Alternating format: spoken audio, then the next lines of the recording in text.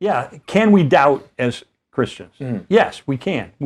And even Gary Habermas, a great expert on the resurrection, has written books on this. And one of the ways we know is John the Baptist. There you go. Yeah. If anybody should have known the identity of Jesus being the Son of God, it was John the Baptist. He pointed at Jesus and said, "Behold, the Lamb of God who takes away the sin of the world." He said, "I have seen and I testify, this is the Son of God." So, I mean, he knew, but then he gets arrested.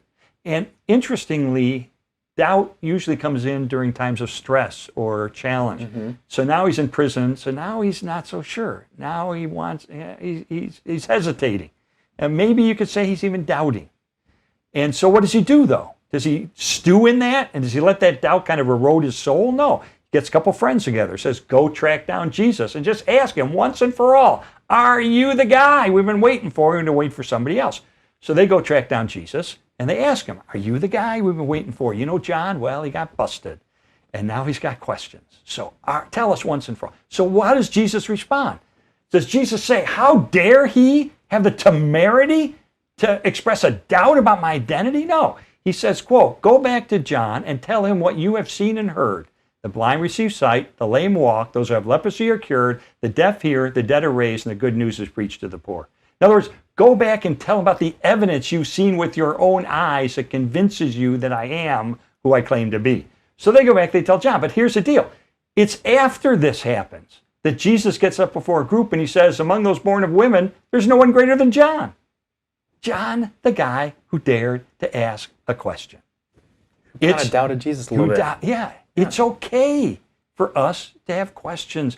It's even okay for us to have doubts, as long as we do what John did and we pursue answers. Yeah. And, you know, Cameron, as you know, today there are so many good resources out there. When you've got a question, when you've got a doubt. You know, when I did my investigation as a skeptic back in, in about 1980, there was very little in popular literature about this stuff. No, it didn't have YouTube. And nowadays, my goodness, there's a proliferation of excellent material out there that can help anybody process the questions that they have. So I think it's healthier to have a faith that has been put to the test and found firm than an untested faith. I think. I think your faith, once you test it and find that it does stand up to scrutiny, it's a stronger faith. And now you're better equipped to be able to deal with that question when it comes up that somebody might ask you. Hello, Cameron here. Thanks for watching this little clip. If you want more, there's actually a whole interview this clip came from. Just click the link on the screen. Oh, and by the way, we post 2 to 3 new videos a week. So if you're interested in apologetics at all, make sure to subscribe to my channel so you can catch our latest content. And then lastly, remember that Christianity is true.